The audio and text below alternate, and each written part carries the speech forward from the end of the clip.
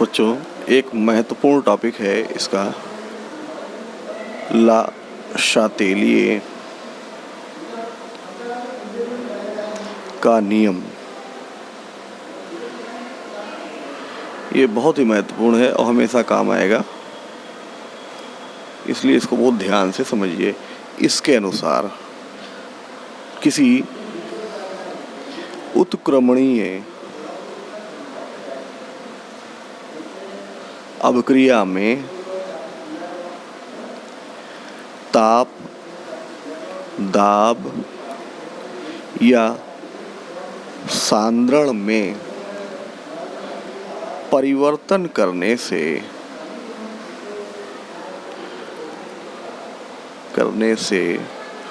साम्य उस दिशा में विस्थापित होता है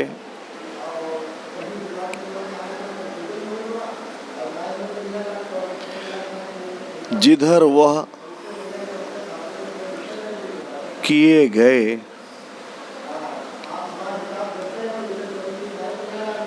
परिवर्तन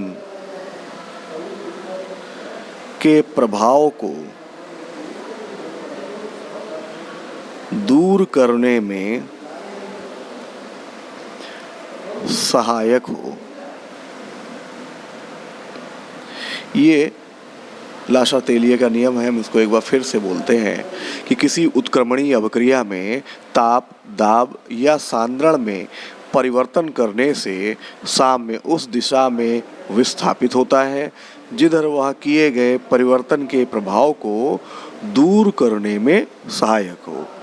अब हमें यहाँ पर एक एक करके लेना है ताप का प्रभाव। अब हम ताप में जो परिवर्तन करते हैं उसका क्या प्रभाव पड़ेगा ये देखेंगे कि ताप बढ़ाने पर, ठीक है, ताप बढ़ाने पर साम्य उस दिशा में विस्थापित होता है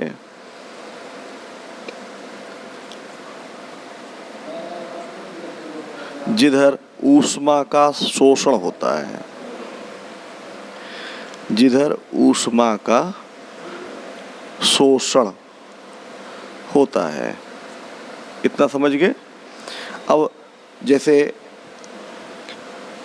खिचड़ी बनाने के लिए हमें खिचड़ी को गैस पर रखना पड़ेगा, ठीक है, यानी खिचड़ी बनाने की क्रिया एक ऊष्मा शोषी अभिक्रिया है।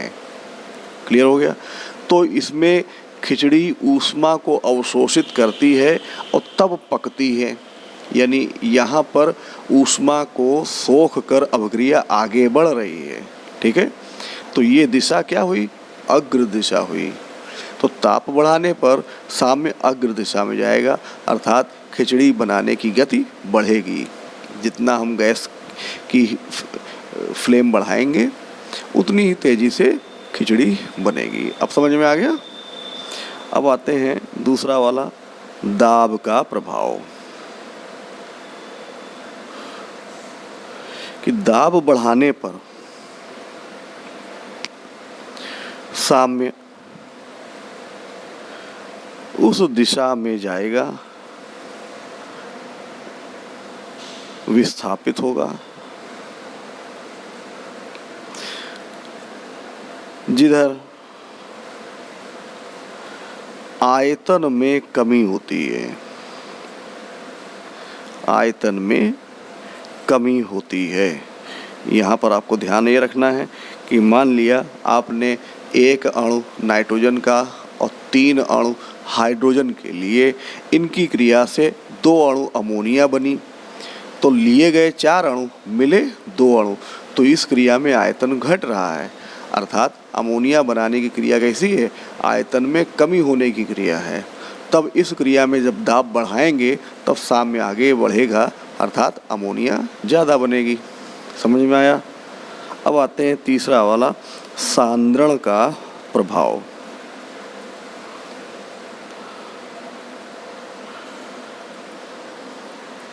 ये फिक्स है कि हम जितने ज़्यादा अभिकारक लेंगे उतना ही ज़्यादा उत्पाद बनेगा, यानी साम्य अग्र दिशा में जाएगा। तो अभिकारकों का अधिक सांद्रण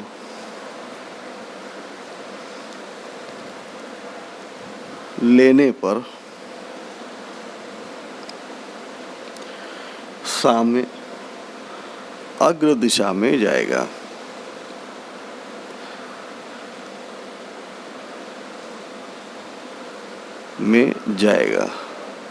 या हम ये कह सकते हैं कि सांद्रता बढ़ाने पर साम्य उस दिशा में विस्थापित होता है जिधर सांद्रता में कमी होती है। ठीक है, हम इसको दूसरे रूप में कह सकते हैं, या सांद्रता बढ़ाने पर साम्य उस दिशा में जाएगा जिधर सांद्रता में कमी होती है। क्लियर हो गया? अब हम इसको एक बार फिर से रिपीट करते हैं ऊपर से नीचे की ओर। किसी उत्क्रमणीय अवक्रिया में ताप, दाब या सांद्रण में परिवर्तन करने से साम्य उस दिशा में विस्थापित होता है जिधर वह किए गए परिवर्तन के प्रभाव को दूर करने में सहायक हो। अब इस नियम को हम व्याख्या में कर रहे हैं। ताप का प्रभाव ताप बढ़ाने पर साम्य उस दिशा में जाएगा जिधर ऊष्मा का शोषण होता है। दाब का प्रभाव दाब बढ़ाने पर साम्य उस दिशा में जाएगा जिधर आयतन में कमी होती है।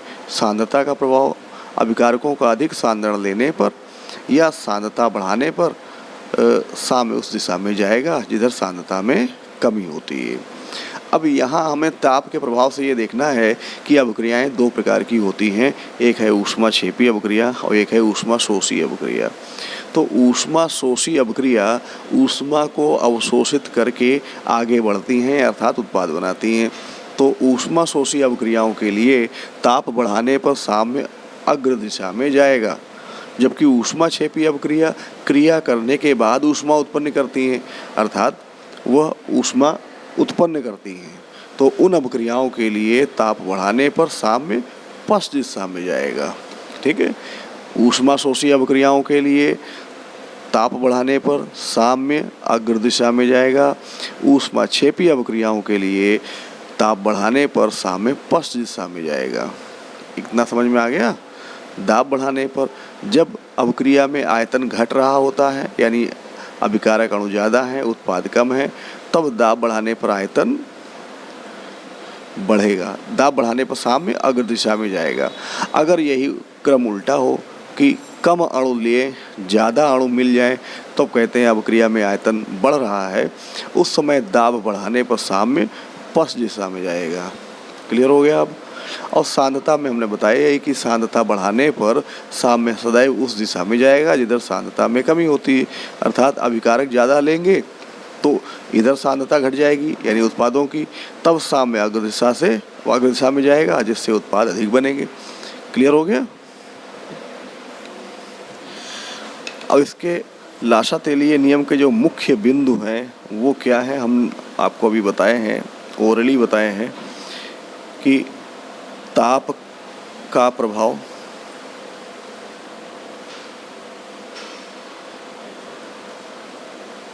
ऊष्मा शोषी क्रियाओं में ताप बढ़ाने पर, क्या करने पर? ताप बढ़ाने पर साम्य अग्र दिशा में जाएगा। ठीक है, ऊष्माक्षेपी अवक्रियाओं में यही क्रिया हमने ऊष्माक्षेपी ली, इसमें ताप बढ़ाने पर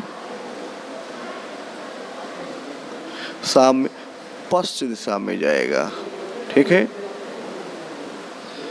अब हम देखते हैं दाब का प्रभाव, और दाब के प्रभाव में भी अवक्रियाएं दो प्रकार की हैं। जब अवक्रिया के आयतन में कमी हो, आयतन में कमी हो, तब दाब बढ़ाने पर साम्य अग्र दिशा में जाएगा। ठीक, अग्र दिशा में जाएगा। और जब अभिक्रिया के आयतन में वृद्धि होती है तब हम यही चीज़ करेंगे, यानी दाब बढ़ाने पर यह क्रम बदल जाएगा, साम्य पश्चिम दिशा में जाएगा।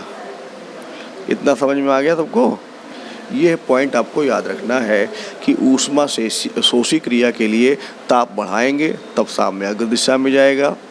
फिर से याद कर लीजिए, ऊष्मा शोषी क्रिया है और उसमें ताप बढ़ाने पर साम्य अग्र दिशा में जाएगा। अब ये हम पहचानेंगे कैसे? मान लिया कोई अभिक्रिया यहाँ पर दी है, A + B gives out C, ठीक है, और यहाँ पर -Q कैलोरी दिया है। जब -Q कैलोरी दिया हो तो इसी माइनस को जब हम बराबर के इस तरफ लाते हैं तो ये +Q हो जाएगा, अर्थात A + B को जब हम ऊष्मा देंगे तब ये C में बदलेगा। तो ये क्रिया हुई ऊष्मा शोषी। समझ में आ गया? और यदि इसी अभिक्रिया में C के साथ +Q लिखा हो तो यहाँ A और B क्रिया करके C बनाते हैं और साथ में ऊष्मा भी उत्पन्न करते हैं, तब इसे कहेंगे ऊष्मा क्षेपी क्रिया। ठीक है, अब ये दोनों क्रियाएं आयतन में कैसे हैं? यहाँ 2 अणु लिए, 1 अणु मिला तो आयतन में कमी हो रही है। ठीक है, हम क्या बोलेंगे? आयतन में कमी हो रही है। यहाँ भी वही आयतन में कमी हो रही है।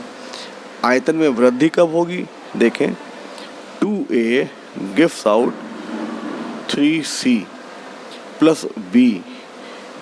ठीक है, इस अपक्रिया के में आयतन देखें, 2 अणु लिए, मिले 4 अणु, तो यहाँ हम कहेंगे आयतन में वृद्धि।